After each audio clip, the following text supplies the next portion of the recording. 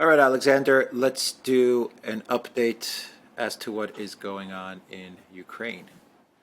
What is going on in Ukraine? There is the town of Pisky, I believe, Pilsky? Is it? Pesky. Yeah. Pesky, yes, Yeah. yes. There is Bakhmut. All of it is Russian advances. The Great Kherson Offensive. I don't know what's going on there. It's not happening, to be quite honest. We are getting reports from various mainstream, collective West mainstream news outlets that things are going really bad in Ukraine. The most notable, I think, a report, which tied in China as well, was the New York Times article. We'll probably discuss that in another video when we talk about China from Thomas Friedman. But he kind of slides in that all of this Ukraine stuff is just a complete catastrophe. The whole thing's just falling apart, to be quite honest. And we had the Amnesty International report that came out today, and we have more shelling in Donetsk, which, as terrible as it is a sign that Zelensky is losing and he's getting desperate. And August, I think you said August is going to be the month where things start to fall apart for Ukraine. That's the way it's looking. And we also have reports that Russia appears to be gearing up for something big as well. Is there anything else that we need to discuss, Alexander? I think you. Yeah. I think you summed it up pretty well. But I think we can put this all together actually, and establish a fairly interesting picture, because the big story for weeks has been the Great Kherson Offensive that Zelensky had ordered, and which is going to change the whole direction of the war and lead Ukraine to some great victory and drive the Russians out and recapture Crimea and all those things. Well, notice, as you rightly say, no sign of it.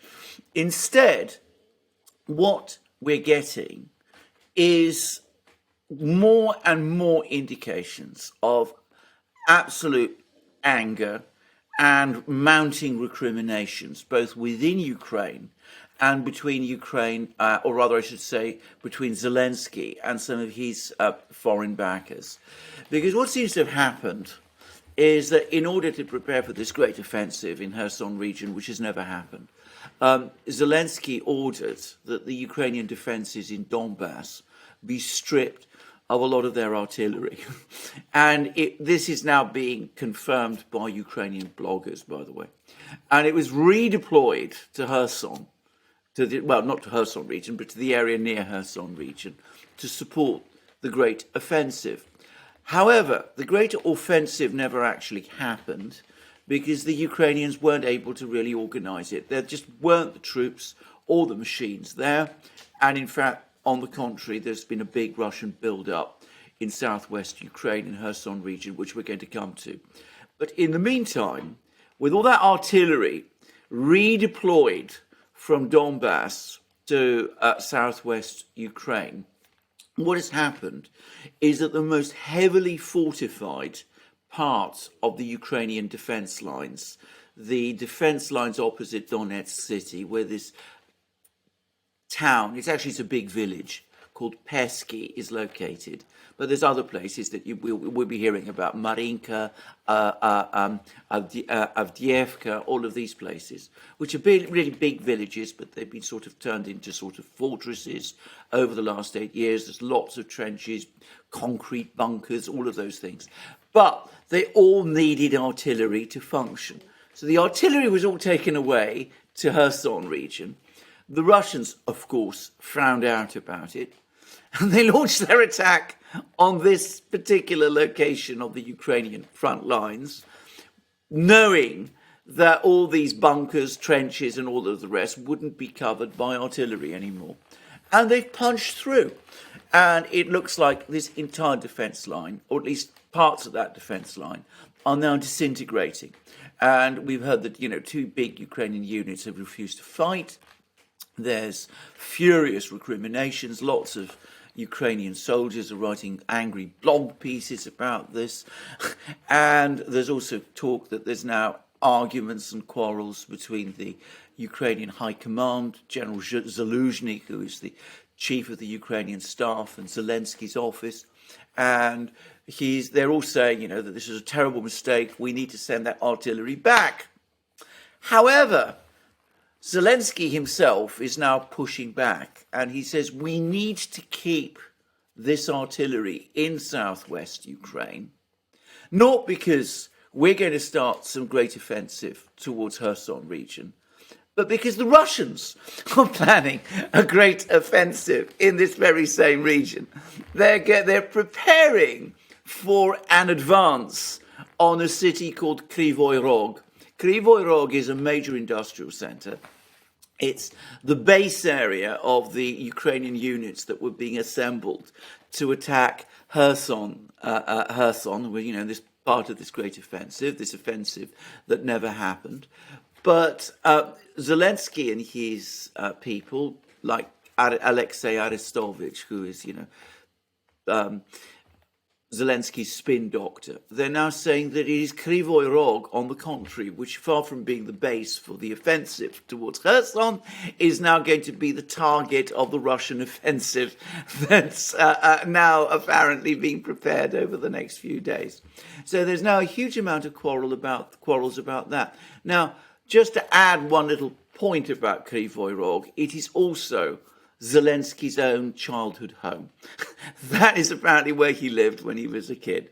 So he may have particular feelings about this. But anyway, one way or the other, you can see that the military strategies have gone hideously wrong. Ukraine clearly can't be strong in every place. Trying to mount this offensive in Kherson region, all that it did was weaken Ukrainian defences in Donbass.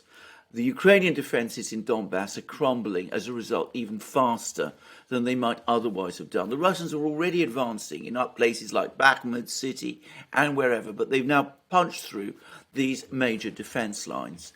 And one gets the sense that the US especially is now losing confidence in him.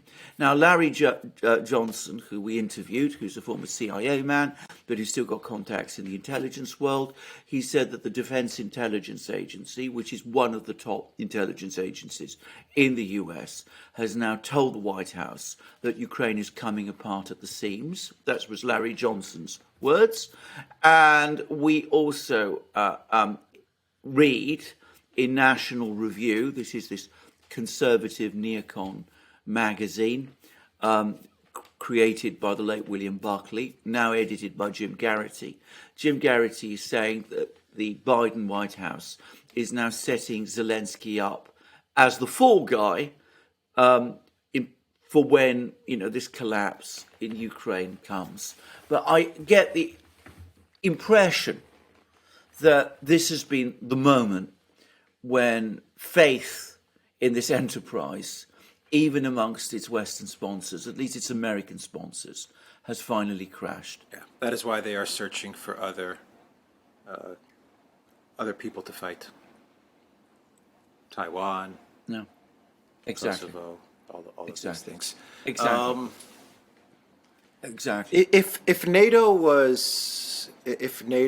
the EU, the United States, if they were the ones that were directing this war, say out of Lviv or even Kiev, if you know, it was those commanders that were actually directing the war, then why are things going so poorly for the Ukraine military? Or is it indeed Ukraine and Zelensky that are directing this war, and the NATO command is just kind of overseeing it from the west of Ukraine, Poland, wherever they may be located?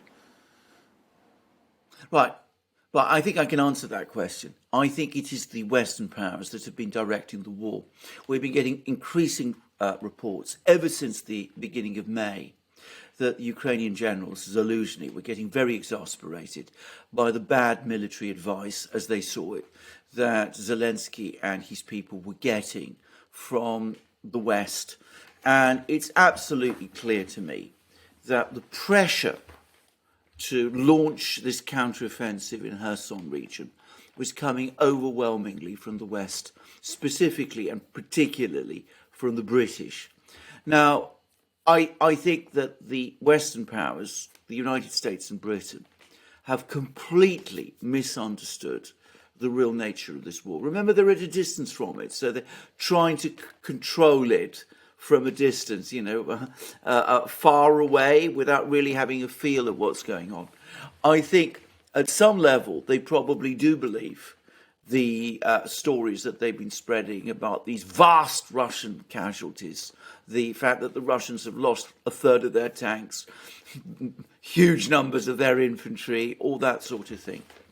So I suspect that they needed a big PR win.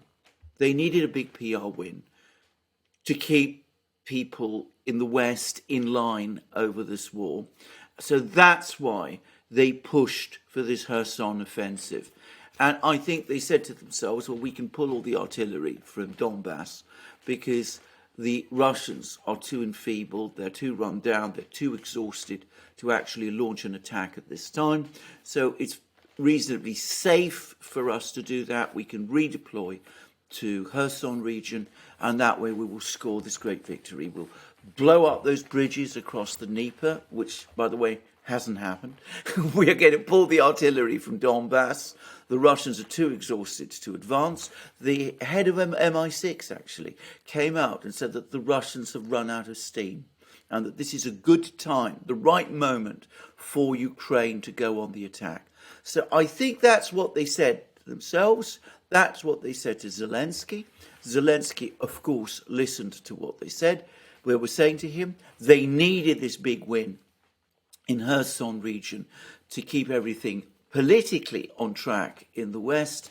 And as a result, what we have is an absolute shambles, a disaster on our hands. Well, of course, we can't accept the blame for that ourselves, so we're looking for the fall guy, and we're picking on Mr. Zelensky, who, by the way, is doing something else which I think shows his desperation.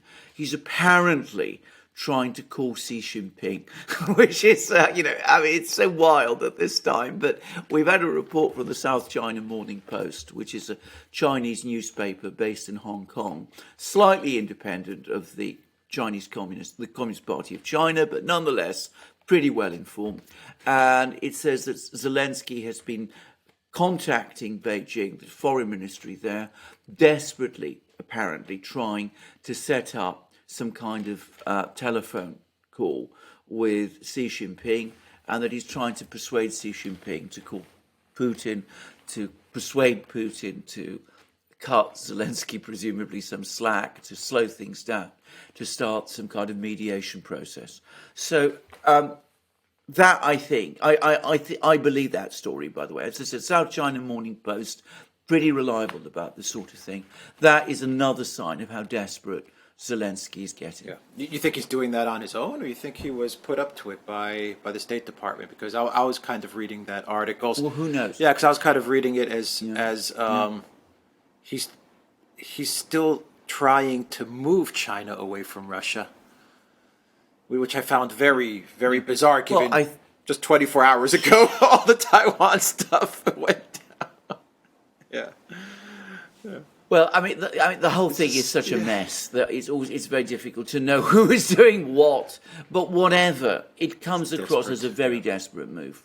I mean, whether it's the State Department that put him up to it, whether it's himself doing it, it suggests somebody who's just running out of options. And as I said, go on. No. Go ahead. Running out of options and. I mean, so, we did this program a couple of days ago, about a week ago, in which we said that the Kherson offensive was his last throw. It doesn't look as if it's even going to happen now. So, I mean, he's basically out of cards to play. And, you remember that business about the bridges, that they were sending the missiles against the bridges. Apparently they tried to hit the bridges again last night. All the missiles were intercepted or missed, and even the British Ministry of Defence, which publishes these extraordinary bulletins, I've noticed that they've stopped giving news, however warped and distorted it's being. They used to give battlefield reports. Over the last couple of days, they've stopped doing it. How are they going to pin all of this on Zelensky? Have they given any indications? Have you seen any indications how they're working to pin this failure on Zelensky? I haven't quite seen anything concrete yet outside of some collective West mainstream media, which is kind of hinting that Zelensky's really messing things up. But have you seen anything that indicates this is how we're going to blame him for all of this, and this is how Biden is going to wash his hands of Ukraine?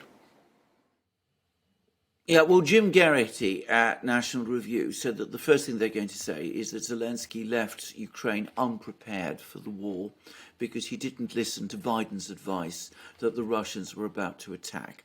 So they get that's the first thing they're going to say. And I mean, they'll be saying other things. That's a good one. That's a good one. Hopeless. It's a good one. Yeah, absolutely. Yeah. So, you know, the great wise, all-knowing Biden got it right, but Zelensky messed up totally, and the result was that Ukraine wasn't ready. Now, I mean, what bearing that has on the situation now, what relevance it has to the Kherson offensive, I simply don't know, but there we go. I think Zelensky's position, by the way, has been weakened by one other thing, which is that his great ally and friend, Boris Johnson, is leaving the scene. And I think without Boris Johnson to, you know, talk for him, to speak up for him in, you know, the councils of the West, he becomes very obviously the fall guy now. Yeah. Yeah, I've read reports that German weapons are failing as well. How do you explain all the final question, if they're going to cut Zelensky off, how do you explain the fact that they're still going to be sending HIMARS and all these weapons and stuff like that? Or have those been tapering off as well significantly?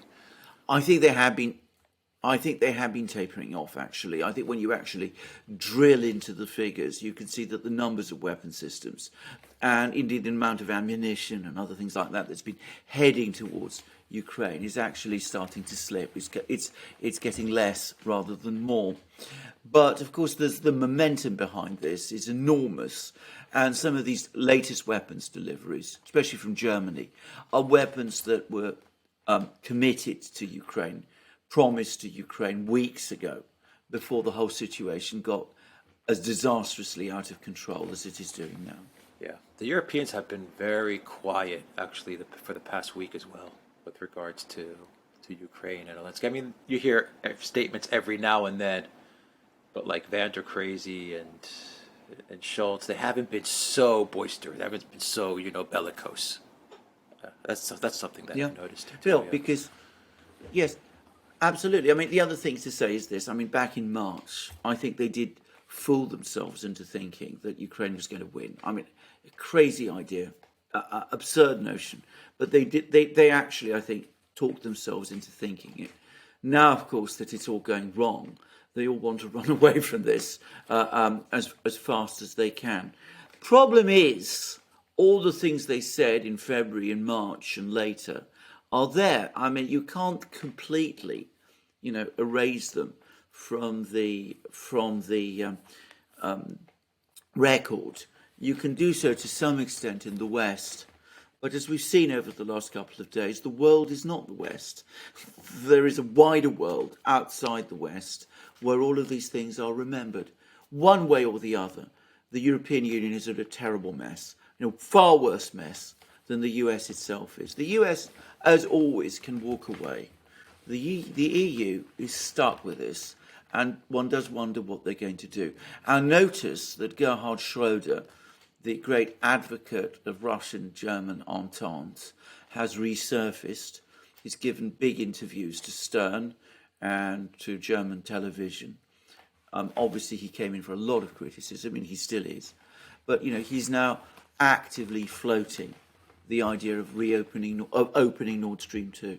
And apparently there's more and more people in Germany saying that that's what Germany needs to do. It's this simple, easy solution. And but I get I mean, just to finish off the video, I read Gazprom's statement with regards to the turbines and all the problems with Nord Stream 1. I read that statement from Gazprom, and it seems like Gazprom doesn't want to do business with Germany. I mean, Olaf Scholz did this photo op with the turbine. That's what it was for, to show the German people, look, we have the turbine, but the Russians aren't taking it back, so they're the ones to blame. But here it is. Here it is, everybody. I got it back. You know, he wanted to show that. But, you know, listening to Gazprom's reply to Germany with regards, and Siemens with regards to the turbine, they're like, just seems like, look, you know, there's too many problems dealing with you guys. The sanctions, dealing with Canada, dealing with Germany, dealing with Siemens, the delays, the paperwork is not in order. We just don't want to deal with you. You know, it's like that bad supplier that you're like, you know, I'm done with that guy. I'm moving on. That was really the vibe of their statement, the essence of their statement. Absolutely, and can you blame them? And we've been saying this on the Duran now for weeks. I mean, from a Russian point of view, this relationship between Russia and Europe, between Gazprom and its European energy customers, between Gazprom and Germany, has been more trouble than it's worth. Gazprom has been targeted with smear campaigns, targeted with law cases, targeted with EU investigations. It's had media campaigns run against it, and of course it's been subjected over the last few